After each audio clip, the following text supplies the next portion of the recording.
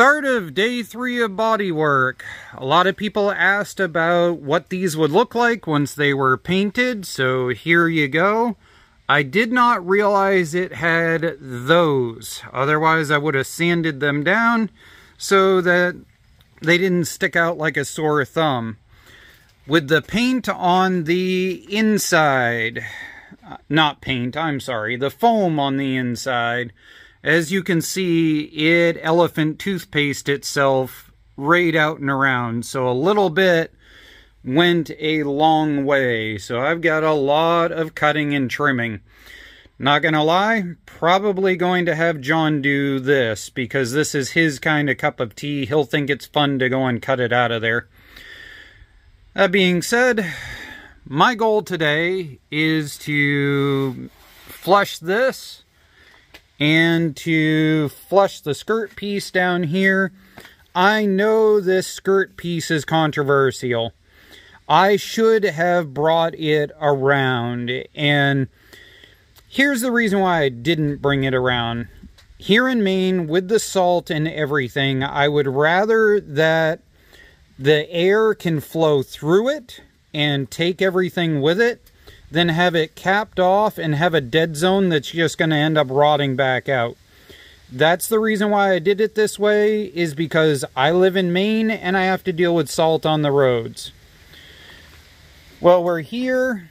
I'll throw in the video clip of working on this window and explaining how I did that. Let's have the poor man's paint job argument, shall we? Obviously, this door is a repaint with some Rust-Oleum or Krylon or something. This will take paint, obviously. This rubber seal that's right here flexes with the window, so it does not want to take paint. So if you're doing a poor man's paint job, this ending up with some black is just going to make it re-black. This ending up with paint is just going to end up as a spot that flakes and shows the fact it was a crummy paint job. It's going to be a crummy paint job. Take the 5 seconds to do the rubber edge. It'll save you a lot of yucky flakes later. I like the fine fiberglass Bondo. I like this aluminum Bondo. I hate old school Bondo. I like fine fiberglass Bondo. I hate short strand Bondo with a passion. But it's what I had left. I'm starting to run out of stuff. And there is old school Bondo. So pretty soon it'll all dry out and we can start grinding.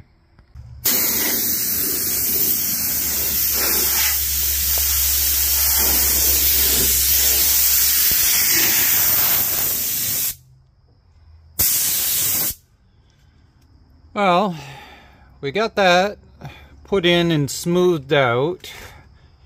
It looks as if it's jagged edge, but it's actually nice and smoothed out right in there.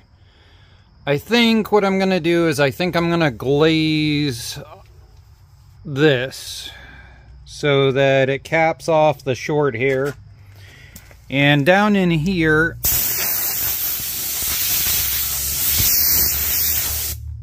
I'm going to glaze over the top of all of this that I got knocked down, and hopefully that'll be a finish coat. We have officially hit the point of shut up and take what you get, because I even had to borrow half of an old can from a friend in order to be able to get the last couple of swipes of filler in on this thing. So we've got that section pretty well done. We've got the fill going on in there to bring that up to level in order to make that stripe right there. This is as good as it's going to get. If you're tall enough to see the imperfections up there, I need a milk crate to get tall enough at 6'1" to get eye level with that. So if you can see all those imperfections, have at it. Now, let's see. If we come around to this side, I got a glaze coat going on there. I've got horrific old Bondo spaccoed all the way up through to there to sand it out. This is what it is. We covered that earlier. And this right here, this is why it is, I don't know if we can catch this. Yeah, right there. If you've ever heard of people complaining about mold etching things, that's what that is. This came off of a van that was in the backwoods underneath some maple trees and stuff like that. And this is where mold etched itself black into the paint. So we're going to end up sanding this down in order to be able to spray over the top of it later. But yeah, that's the reason why it is you don't want swamp paint. We're going to live with it just like that, because if I sit here and keep chasing Bondo blowouts because I suck at this, I'm never going to get it done. So I don't know how well the camera can catch it, but I've got a little bit of a lip running the entire distance. There's one or two little wibble wobbles, but considering that I cut it in here with a cordless grinder and a cutting bit, I think I'm going to go with the idea that I did okay. Let's take a look at the other side. I'm not going to drive myself nuts trying to get this welder gobbledygook out of here. It is what it is. If somebody wants to get into it about that, go for it. But I did flatten all of this out. There's, where is it? Right here. There's a deviation in the metal where honestly I should have sliced it, let the metal relax, and then welded it back together. I think I can probably show it better if I close the door here. So if we come down the side, oh yeah, right there. See, there's a wibble wobble. And I didn't realize it till I was sitting here trying to match it up to the door. Obviously, I could fiberglass blend this quite a bit more. But that wibble wobble, because it flexed the steel, is all the way back. Yeah, I don't know if you can see it in picture, but I can feel it all the way to here. So the only way to really fix this would be to slice down the center of it, let it relax, re-weld it, re-grind it, and then re-glass it and bring it out. And that just is not in my give a damn at this point. Well, it's almost time to rip out that windshield and put in the one we pulled out of the junker.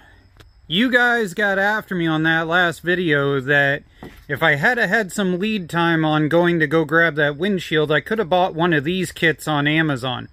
So this was 30 bucks. The adhesive off Amazon I think was like $15. So I listened. I ordered up a kit so that we can pop that out. We're going to see if I can manage to figure out this. It'll only be my second time attempting to remove a windshield. But you guys wanted to see this, I bet. So here we are. That line came out okay. Not gonna lie, it looks a lot better in video than it does in person because you can see all the imperfections from how much I suck at doing Bondo. But I think that looks pretty good. I have used up just about every Spacco spatula I possibly could out of that. These $20 sanding kits off of Amazon with the like $20 palm sanders are a lifesaver. I would never, ever, ever touch this idea without having one. So let's go ahead and come over here and close the door. And it's hard to get a good angle here because we're right up against this side of the tent. But if we look down across there, that looks pretty good. Now the one thing I'm going to tell you about this is that I waited until after the sun had come across and it got darker in here, because if you're doing white primer across this old school Bondo, it's really easy to lose track of where you have or have not sprayed. So if you wait to do it when you've got a little bit of shade, it works a lot better. As it is, I've still got to go through and fill it in a little bit, but I think, oh yeah, a spot right there that I missed. See, that's the aggravation of body work, is that the first time that you think everything is all done and you go to primer it, you end up discovering that it's not as good as you thought it was.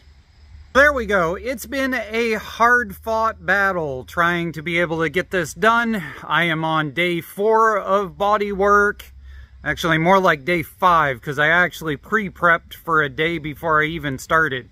So we're on 5 days of body work. We have used up roughly 3 quarts worth of body filler of different types and natures. We're on our 3rd can of primer.